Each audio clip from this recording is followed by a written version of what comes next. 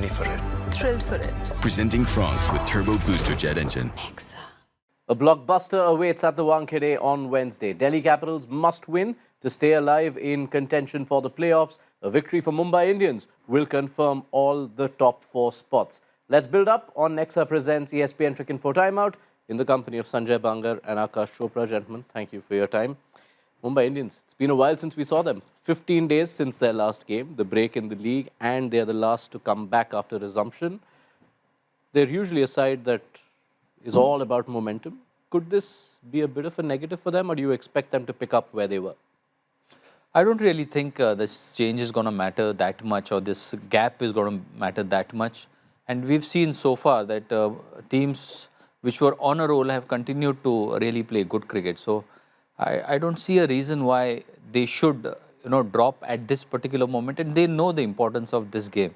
It's a virtual quarterfinal, and I mean, if DC doesn't win this one, they're as good as out of the tournament. So I think Mumbai Indians will be really motivated to go out and perform well. They know after this gap that there are a few players who they will not have for the playoffs. Do you see them making any changes, or do they stick with the combination that was working before the break? See, they know that people won't be available come the playoffs. Yeah. But for that, you need to reach the playoffs. So once you need to reach the playoffs and your place is not guaranteed, you don't take any chances whatsoever. The players who are going to actually go away have played a critical role, at least the top 2, Ryan Rickelton and Will Jacks. They are batting in the top 3. So you do not replace them at this stage of the tournament. Corbin Bosch, just because they're playing at the Wankhede, you may want to play him as well ahead of Mitchell Santner. So I don't see them making any changes whatsoever. And I tend to agree with Sanjay. Yet, while breaks are not good, definitely not good if your qualification is hanging in the balance, but then you go with individual pedigree and experience to really pull it through and really come to the party. Mumbai are guilty of not starting strongly, and it's happened many times. I don't think even they figured out why it happens. But once they come into this business end of the tournament, if they have an outside chance of qualifying, 9 out of 10 times you'll find them in the top 4. Any room for Mitchell Santner, who had a pretty good outing in the reverse fixture in Delhi? Depends on the surface as well, and we'll also have to keep an eye on the weather report, because it's just started to drizzle or light showers. If it's a full game, then you might not want to play him, because you have Karan Sharma, who's bowled well for them, and if they want a seaming option in Corbin Bosch, then they might just stick with him and let Karan Sharma do the role of a spinner.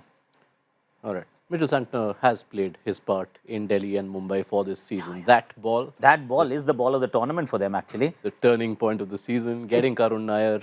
See, but again, if you're playing Delhi at the Wankhede Stadium, why would you actually give a surface that has any spin whatsoever to offer? You've got Akshar Patel and Kuldeep Yadav to contain with, and plus Vipraj Nigam. Yeah. So you've got 3 quality spin options in the opposition. Then I'm not expecting Wankhede to actually produce a surface that is going to assist the spinners. All right, so let's tuck straight into that. Delhi will have some questions to ask of their bowling lineup, who couldn't defend 200. Gujarat won with no wickets lost whatsoever. The spin combination that Aakash talks about, Sanjay, can you really field 3 spinners at Wankhede? Irrespective of the conditions, they have opted to play with that sort of a combination. And Vipraj is an interesting one. He's probably one of the most impressive younger players or uncapped players that we've seen so far in the tournament. And he also gives you a little bit of depth in batting.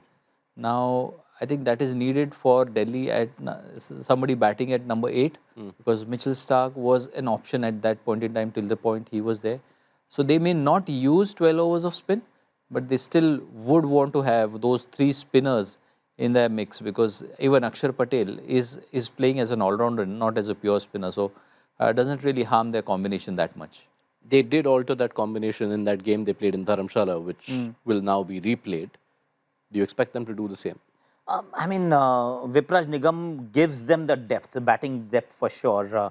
So they tend to lean towards him. But then the question will also be that Mitchell Starc is gone.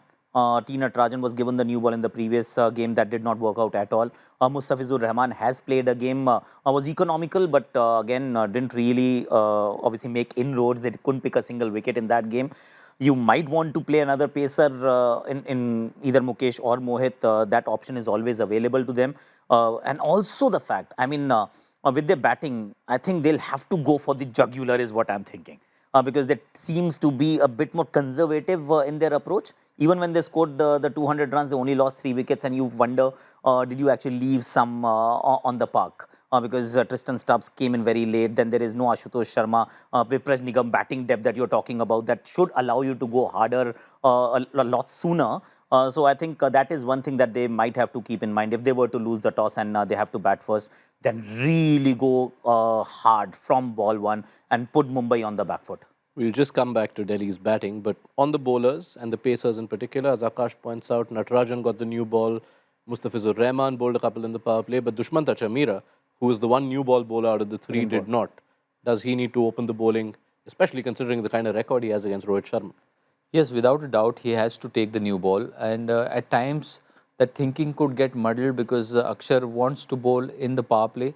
That could be a factor for him to consider whether having 3 spinners is playing on his mind or could it be a matchup thing. But even if he's bowling, even if he takes the ball, new ball, then I think the best new ball bowler has to bowl and he's quite incisive that way. And he's got a good record against Rohit as well. Couple of times he's dismissed him quite cheaply. So yes, I think I would expect Chamira to take the new ball. 6 dismissals in 11 innings in T20s. That's Chamira versus Rohit. Let's turn our attention to Delhi's batters. They did get to 200, 199 for 3. KL Rahul, 112 of 65. He is shouldering that batting lineup. He scored nearly 200 runs more than their next highest run getter for the season. He also loves batting at Wankhede, loves batting against Mumbai Indians. Feel like Rahul versus the MI bowling. That's the contest for Delhi. I hope it is not the case that it is Rahul versus the MI bowlers. Yes, Rahul will have to shoulder the responsibility. The numbers are in his favor. He loves this venue. It's his second home as well now. Spends a lot of time in Mumbai. But even in the previous game, you felt that he started really slow. They didn't really win the power play overs. He managed to actually make up for the lost time. But from the other end, it was, I think, 3 batters played 45 balls. Yeah. That was Faf du Plessis, Abhishek Porel and Akshar Patel. On those 45 balls actually produced only 60 runs. So you can't possibly have 7.5 overs for 60 runs when the other at the other end you're going at 10s, 11s, 12s and over. So that needs to be addressed. I think they'll have to figure out a way that it cannot be only about KL Rahul. Finally, he's batting at the number that he should have batted all the way through. If he did, he would have already been a major contender for the orange cap as well, with close to 550 odd runs, even after winning or rather missing the first game that he didn't play. But now that he's batting there, it should allow others to now just bat with a lot more freedom. That wasn't happening in the past. At least there is one end which is anchored. From the other end, just go hell for leather. How do MI look to tackle the KL Rahul threat? Because he's got really impressive numbers against all 3 of their frontline seamers. Karan Sharma was the one who got him out in the reverse. But now since he's batting at the top of the order, things could be a little bit different.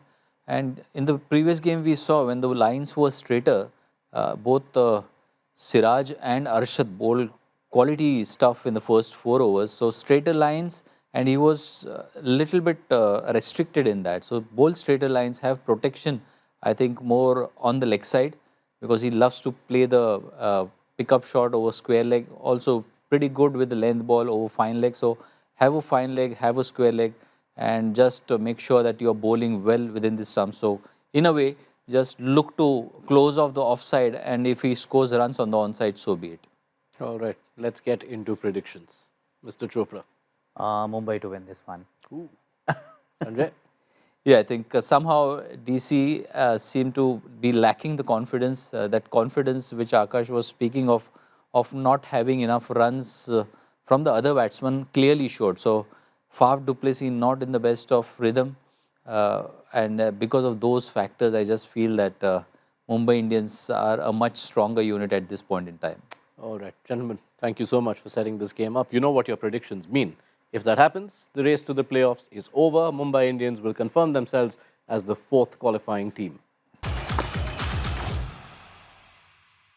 Ready for it. Thrilled for it. Presenting Franks with Turbo Booster Jet Engine. Excellent.